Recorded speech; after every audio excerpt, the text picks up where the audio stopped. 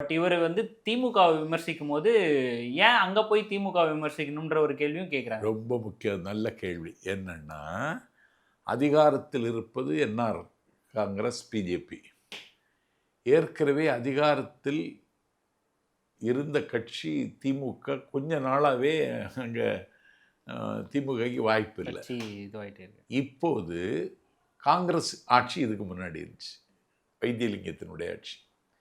இப்போது திமுகவும் அங்கே ஆட்சிக்கு வர வேண்டும் என்று திட்டமிடுகிறது. திமுகவின் ஆகப்பெரிய ஆளுமை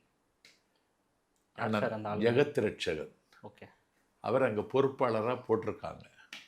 அப்போ திமுக பாண்டிச்சேரியிலும் கால் ஊன்ற அதிகாரத்துக்கு வர வேண்டும் என்று ஆசைப்படுகிறது. அதற்காக ஜெகத் ரட்சகன் பொறுப்பாளராக நியமிக்கப்பட்டிருக்கிறார். ஆகவே திமுகவை நம்பாதீர்கள் என்று அவர் சொன்னது.